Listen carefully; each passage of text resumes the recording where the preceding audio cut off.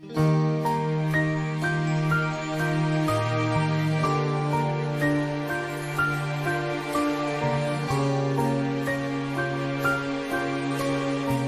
irmãos, a paz do Senhor, estamos mais uma vez aqui gravando esta videoaula, dando continuidade ao nosso estudo das lições bíblicas da escola dominical, dando continuidade ao tema A Igreja Eleita.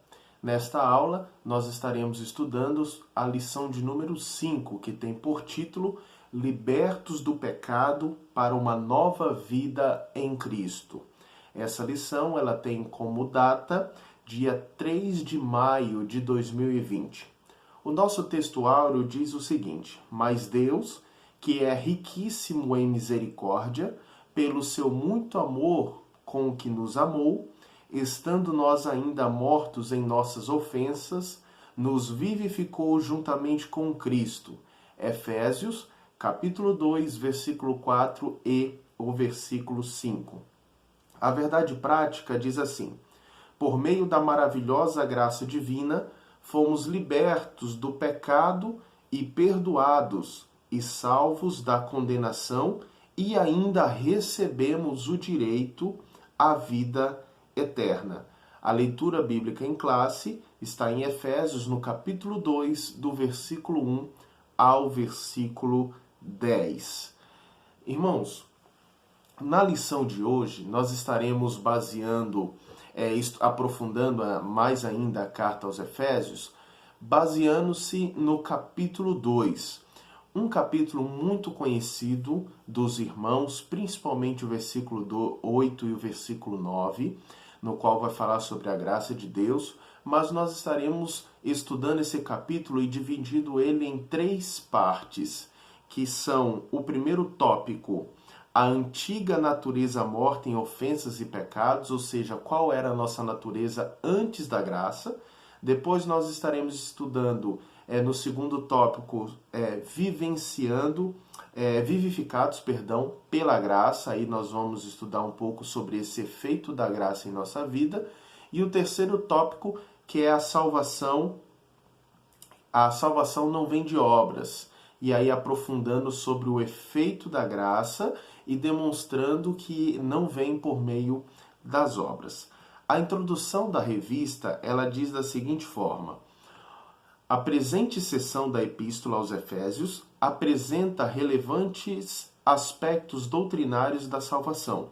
Nela, o apóstolo descreve a libertação dos pecados como um favor imerecido dado por Deus aos salvos, a fim de que eles desfrutassem de uma nova vida em Cristo. Vamos ler novamente, já foi feito isso na leitura bíblica em classe, mas nós vamos ler aí alguns versículos para introduzir o tópico 1.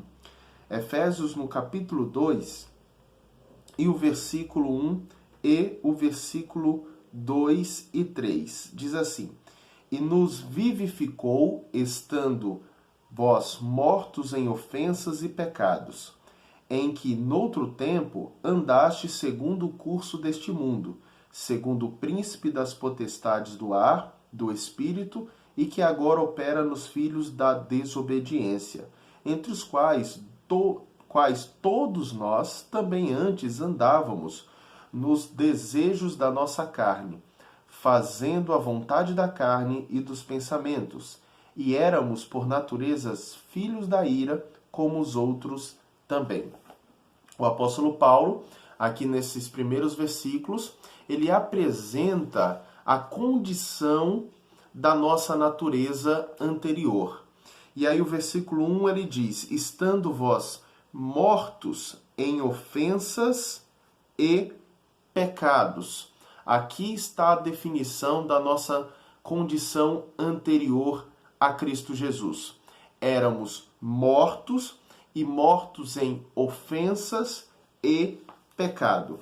O que quer dizer essa condição de morto? É óbvio, claramente ele não está no sentido literal, mas aqui é um sentido figurado, no qual ele quer trazer a ideia para nós de insensíveis, impotentes como cadáveres corruptos, mortos espiritualmente.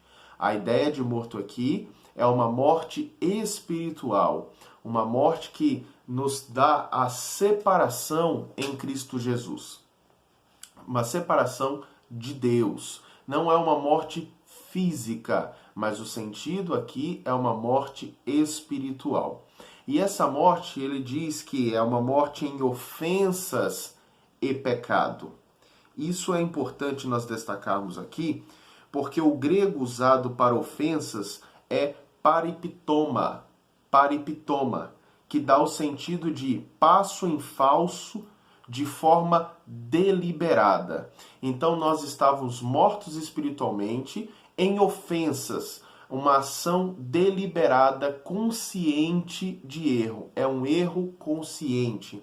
É um erro no qual eu sei exatamente o que eu estou fazendo e assim decido fazer também.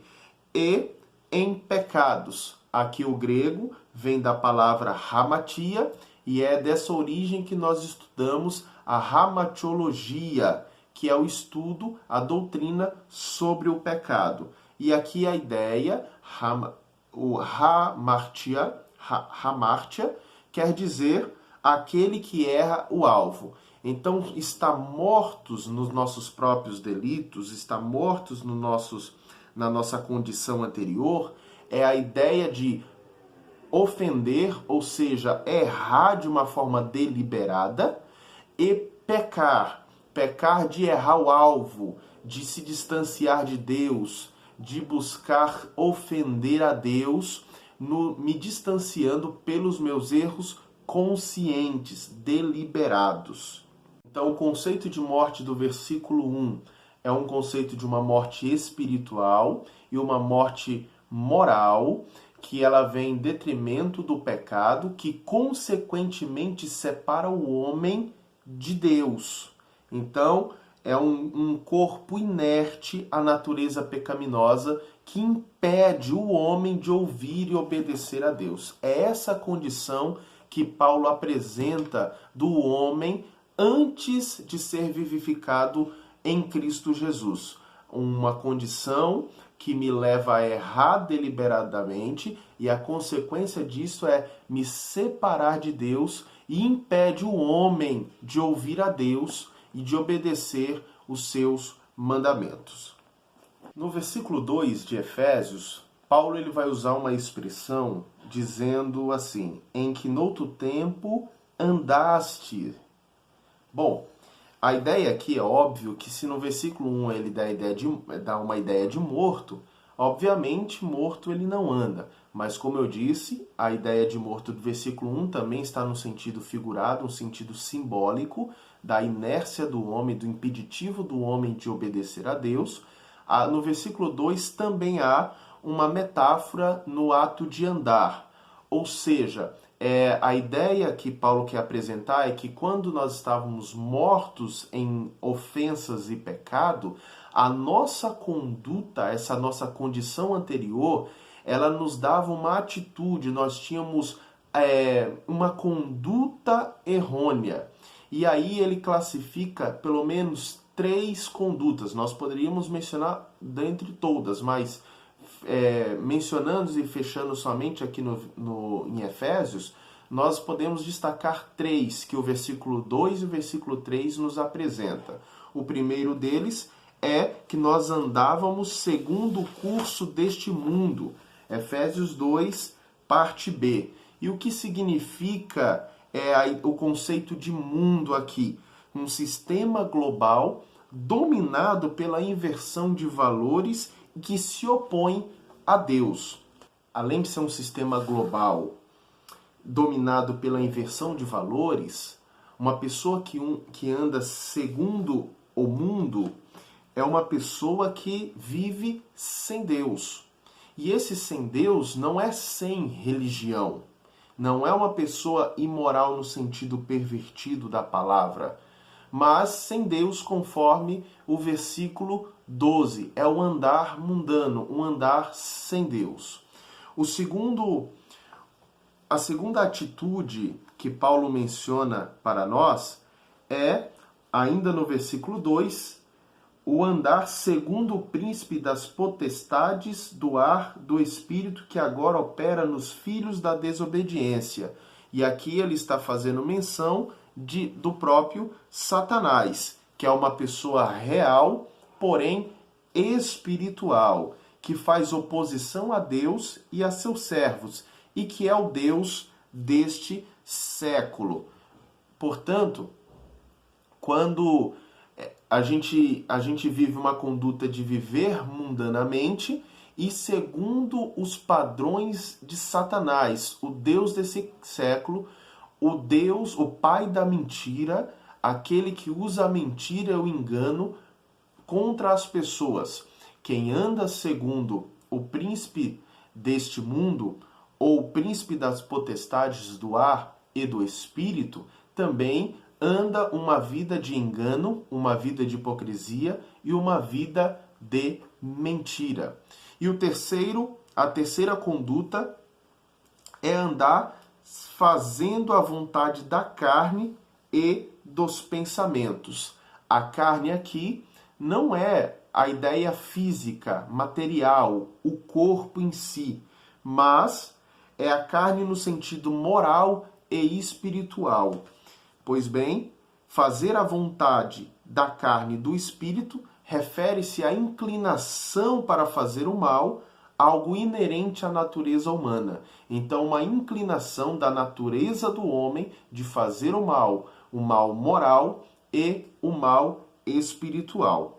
Então, nós vemos aqui que o homem sem Deus, um homem morto em ofensas e pecado, ele tem características no seu andar muito destacadas e claras. É uma vida mundana, uma vida que inverte os valores de Deus, que está pautado pela vontade do diabo, a vontade de Satanás, que é enganar, mentir, usar da hipocrisia na sua conduta e alimentar a inclinação maldosa da natureza humana, que é fazer o mal no sentido moral e no sentido espiritual. É por isso, irmãos, eu posso exemplificar aqui, quando se aproximar de alguém que fala sobre a relatividade da verdade, que não existe verdades absolutas, mas tudo é relativo, você pode fazer uma pequena brincadeira para mostrar que ele está equivocado. Então, quando alguém dizer desta forma, tudo é relativo, depende do contexto, depende da situação, você pode fazer uma pergunta retórica. Você tem certeza disso? Ele vai dizer, claro que eu tenho certeza. Você vai dizer, você cai no seu próprio erro, porque a verdade é relativa, então não pode ser absoluta. Nós não cremos dessa forma, nós cremos em verdades absolutas, em um Deus Todo-Poderoso, em uma natureza do homem caída que tem a dependência e a necessidade de buscar a Deus para ter remissão dos seus pecados. A partir daí, o resultado dessa conduta, desta vida, conforme listada aqui, nessas atitudes, nós somos chamados como filhos da ira, como outros também. Filhos da ira é no sentido de separados de Deus, com uma conduta conforme mencionada anteriormente.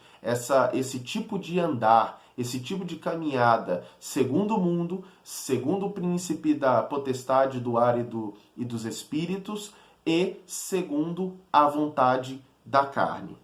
A partir daí, quando Paulo, e aí o versículo 1, versículo 2, versículo 3, Paulo ele está simplesmente nos apresentando fatos da nossa condição caída, condição de mortos, condição de uma pessoa sem nada.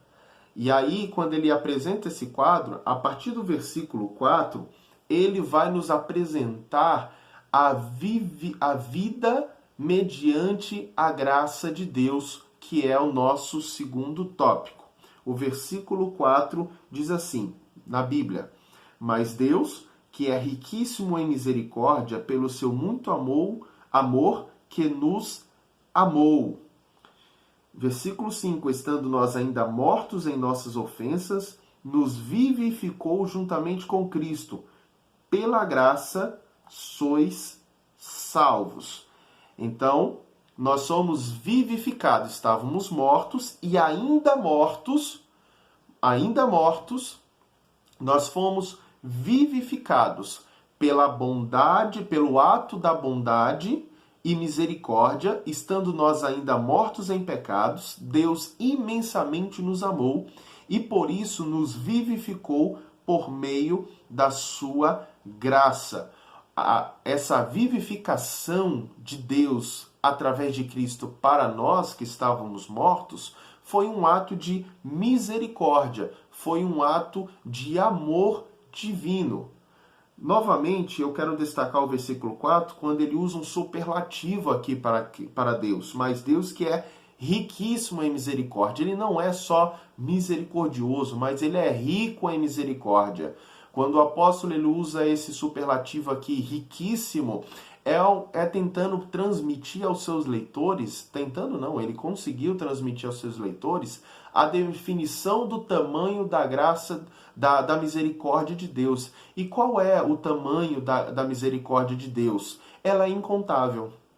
Veja, ele quis transmitir qual é o tamanho. E a definição do tamanho da misericórdia de Deus é incontável, é insondável, não pode ser medido pelo homem, porque ele é riquíssimo em misericórdia. Então, uma misericórdia que vai até o mais miserável dos pecadores. A pessoa que acredita que ela não pode merecer salvação, é verdade, ela não tem merecimento na salvação, mas a misericórdia do Senhor o alcança.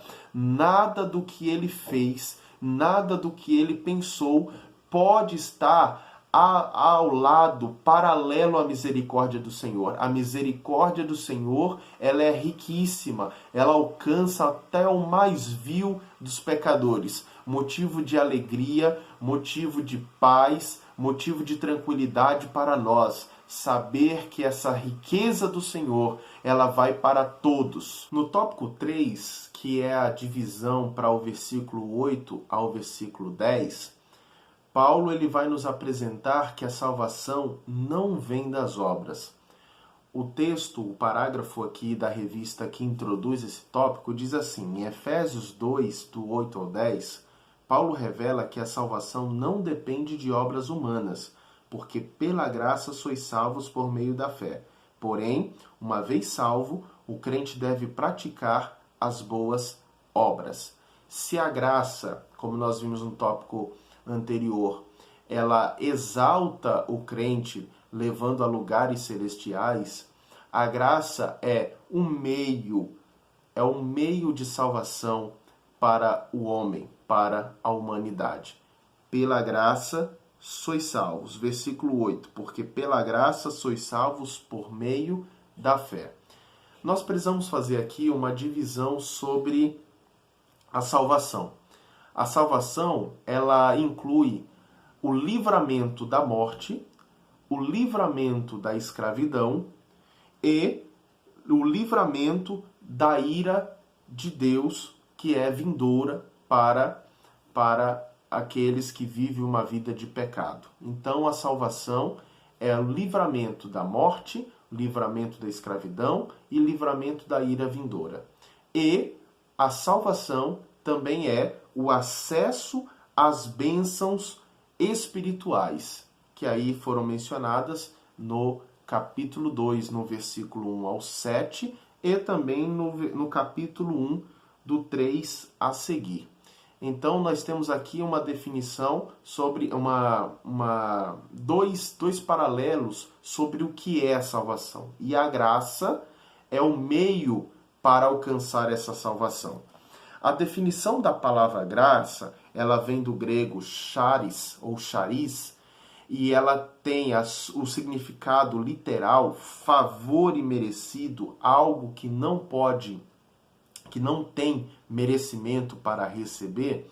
Então, por um favor imerecido, nós fomos salvos. Uma iniciativa de Deus para com o homem. Não há mérito na salvação. Não há mérito humano, para a salvação. Não podemos, e aí nós não podemos cair no erro. Algumas vezes nós fazemos isso de uma forma implícita, dizendo assim, usando essas expressões, às vezes na nossa igreja, dê um passo para Deus e Ele dará outro por você, dando aquela ideia de que o homem precisa agir para alcançar a salvação. Não, não é assim que nós cremos. Cremos que a iniciativa de salvar o homem provém de Deus. E essa mesma graça, que é um favor imerecido, ela dá ao homem o livre-arbítrio para que possa responder a essa chamada, a esse convite de Deus. Esse convite, aí sim nós dizemos que esse convite ele pode ser rejeitado, mas esse convite jamais é produzido pelo homem. A graça não é produzida pelo homem, a salvação não é produzida pelo homem, mas Deus, através do livre-arbítrio que o homem tem, ele pode responder de uma forma positiva ou de uma forma negativa, declinar para esse chamado. Isso é possível. E eu já disse na aula de número 3, onde Deus, eu citei pelo menos ali 3 versículos, onde Deus ele apresenta ao homem, ele dá ao homem a escolha de vida ou de morte, de bênção ou de maldição. E não é diferente para a salvação. Salvação é bênção. Recusa da salvação é maldição. Mas Deus dá ao homem a condição de responder para esse favor imerecido. Ele dá a condição para o homem responder a esta chamada. E por isso, por ele dar essa condição do homem responder, não significa que o homem está executando alguma obra. Se nós formos exemplificar, e aqui é o meu papel de tentar conceituar isso de uma forma mais simples, é como se eu vivesse numa prisão e as portas dessa prisão estivessem livres. E compete agora a mim, se eu quero ou não sair. E isso, o fato de eu sair desta prisão, não demonstra nenhum merecimento. O merecimento é de quem abriu a porta, de quem me deu a oportunidade de sair desta prisão. O merecimento é de quem quebrou as correntes que me prendiam nessa prisão, a porta que me impedia de sair daquela prisão. O merecimento é de quem fez isso. E quem é que faz isso? Cristo, através da sua morte na cruz do Calvário, perdoando os pecados da humanidade. O fato de eu sair dessa prisão não tem merecimento algum. É somente uma condição de aceitar aquilo que foi proposto por aquele que realmente fez alguma coisa. Amém? Então, o fato de Deus me chamar para a salvação e eu responder positivamente, a resposta não pode ser considerada como uma obra. Não tem obra nenhuma aí. É somente um retorno, uma resposta a uma chamada. Defina-se então que a graça ela é resistível. A graça ela pode ser declinada. O chamado de Deus para a salvação pode ser recusado. E nós temos inúmeros exemplos bíblicos que provam isso. Quando aquele jovem, o jovem rico, quando aproxima-se de Jesus, ele pergunta o que ele precisava fazer para ter a vida eterna. E aí Jesus, ele lista para ele o que ele precisava, vender tudo e seguir a Cristo, ou seja, tirar toda a sua dependência, sair da sua zona de conforto, a qual ele se sentia seguro, e fosse se abrigar realmente naquele que poderia prover a segurança moral e espiritual do homem. Quando ele não conseguiu se desvencilhar da sua condição material, ele então abandona, ele recusa a chamada de Jesus. E Jesus nem por isso, ele se entristece, mas nem por isso força a segui-lo. É uma demonstração para nós que ele nos chama, mas quanto estamos dispostos a abandonar nossa vida pecaminosa por amor daquele que realmente tem a verdadeira vida para nos apresentar. A nossa revista, ela vai também fazer menção, e é importante conceituar isto, que a partir do versículo 8 e versículo 9 e o versículo 10, a salvação ela não vem por obras, mas quem é salvo evidencia boas obras. Vejamos, Efésios capítulo 2, versículo 9 e versículo 10. não vem das obras para que ninguém se glorie, porque somos feitura sua e criado em Cristo para as boas obras, os quais Deus preparou para que andássemos nela. Olha aqui um contraponto. Olha aqui o outro lado que foi mencionado no versículo 1 ao versículo 3. Se mortos andávamos numa conduta imoral, numa conduta errônea, uma conduta que era inversa aos valores de Deus, aqueles que foram salvos por meio da graça em Cristo Jesus, ele agora foi feito uma nova criatura, conforme 2 Coríntios 5,17, e aí nós somos uma nova criatura em Cristo Jesus. E qual essa criatura, qual é a nova conduta dessa nova criatura? É andar e praticar boas obras e andar sobre essas boas obras. Se outrora vivíamos uma vida imoral, uma vida corruptível, uma vida corrupta, agora, após ser salvo em Cristo Jesus, essa salvação ela precisa ser evidenciada na nossa vida, na nossa atitude, na nossa andança. E onde eu posso evidenciar? Onde tem características de uma pessoa salva em Cristo Jesus? O próprio apóstolo Paulo, quando ele menciona os Gálatas, ele faz a distinção entre as obras da carne e os frutos do Espírito. Gálatas capítulo 5, a partir do versículo 16 ao versículo 26. Aí nós temos aqui compreendendo esse conceito de nós fomos salvos em Cristo Jesus para boas obras e andar em boas obras. Aqui nós temos uma distinção entre remorso e arrependimento. Quem tem remorso, ele fica triste, mas continua vivendo na prática do erro. Mas quem se arrepende, ele muda a sua postura. Assim é aqueles que estão salvos. Se antes mentiam, não mentem mais.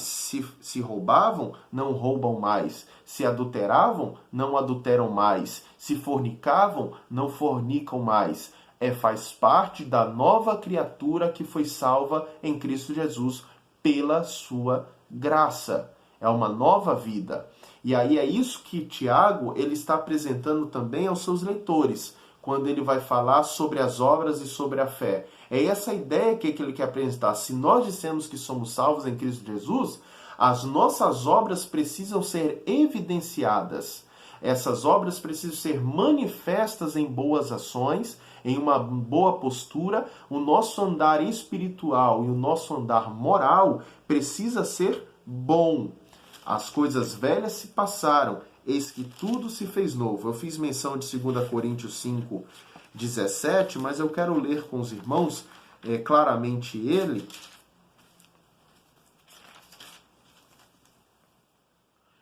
Assim, se alguém está em Cristo, nova criatura é. As coisas velhas já se passaram, eis que tudo se fez novo. Então, o evangelho que não há transformação, ou como o pastor Aguinaldo Betti ele quer citar, o evangelho açucarado não é evangelho. Ir para Cristo, Jesus ele nos aceita na condição que nós estávamos, mas ele busca e ele nos dá ferramentas para que nós venhamos a ser transformados. O evangelho produz transformação. Então não é vir para Cristo e continuar do jeito que está, mas é ter uma mudança de vida, uma mudança de postura, uma mudança de pensamento, uma mudança espiritual, uma mudança moral, porque isso evidencia realmente que nós fomos salvos em Cristo Jesus. Concluindo então, antes da regeneração éramos filhos da ira e condenados à perdição eterna. Por ato do amor divino, por meio da sua maravilhosa graça, nos tornamos filhos por adoção. Essa gloriosa salvação nos foi concedida independente das nossas obras. A partir da salvação, passamos a praticar boas obras que glorificam a Deus de nosso Pai. Que Deus venha nos abençoar, que a sua vida possa ter sido mais abençoada e que esta aula possa ter aumentado ainda mais o seu compromisso com Deus. Que Deus lhe abençoe e, se Jesus não voltar, possamos estar mais uma vez estudando a palavra de Deus, dando continuidade às nossas lições. Que Deus lhe abençoe. Abençoe a sua casa, abençoe a sua família, abençoe o seu emprego, as suas finanças e principalmente a sua vida espiritual. Amém.